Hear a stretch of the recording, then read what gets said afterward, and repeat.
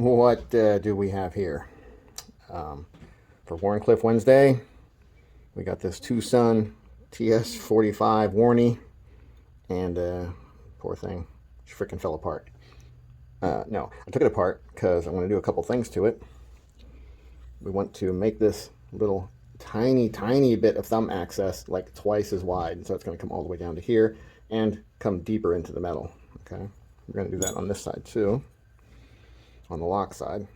So that'll be a nice thing. Oh, and we're going to open up this flipper area, so your blade's going to sit like this for the most part.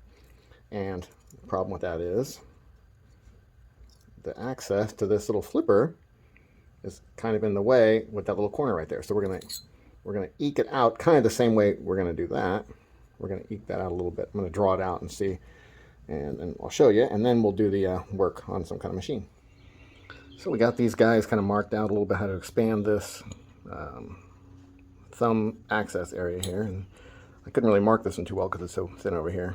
So we're just gonna kind of do the same thing on both sides basically. It's gonna be a little tricky because you gotta not cut into that area too much where the lock bar insert goes, but yeah, should be okay.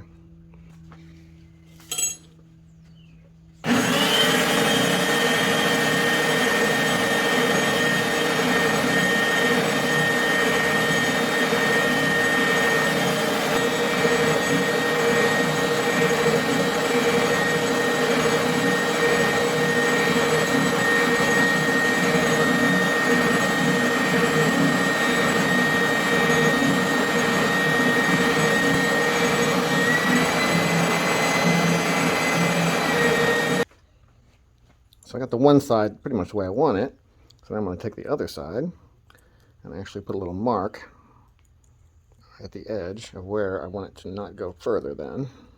So I'm just going to use a piece of hardened steel I have laying around, and it's actually a saw blade. Just put a little mark there. So if you can see the little shiny mark, I won't go past that on the other side. The top side can't go any past that little end right there anyway, so that's kind of predetermined already.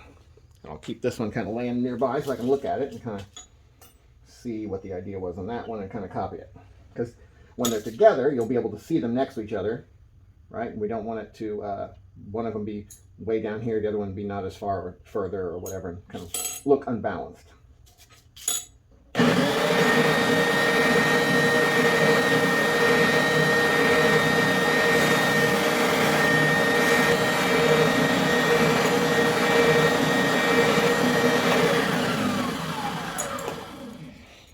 Let's see how that looks. Yeah, I think that'll be okay. Now that part won't matter because we're going to end up sanding this stuff off, so that little scratch I put there, it'll go away anyway once this is all sanded and stuff. All right. Now to get this part done, where we're going to grind a little bit off the corner here. You can kind of see where the pencil line was, but I don't want to go so far down that I get into that little hole that's supposed to hold the stop pin. So I don't want to get even very close to that at all. So won't get any further down than, say, like that. Hopefully.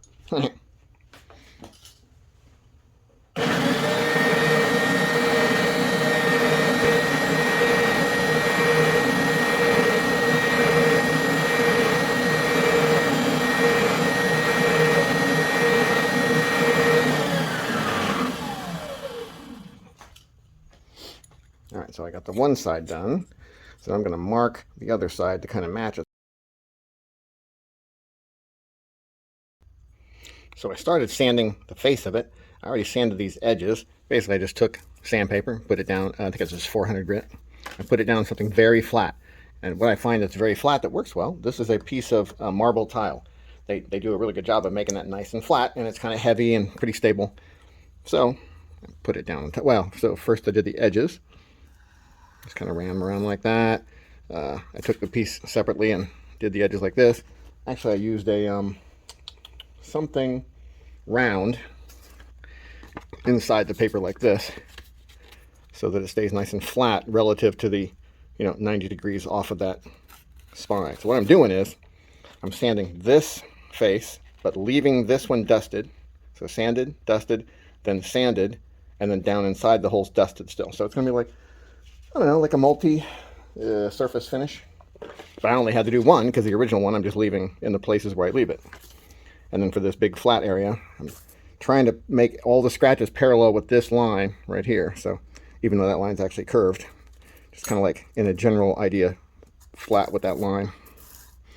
So I'm dragging it across. I have to kind of hold the sandpaper still at the same time and drag it across.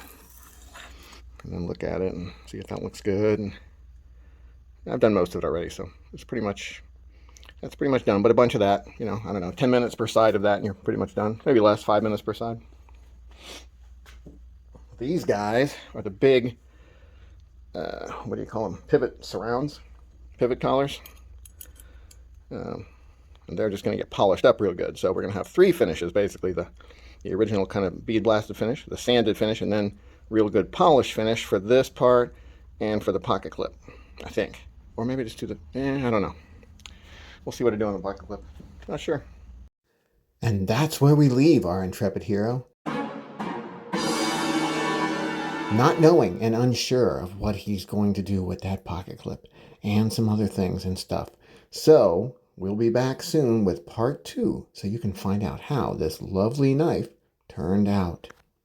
Have a nice day.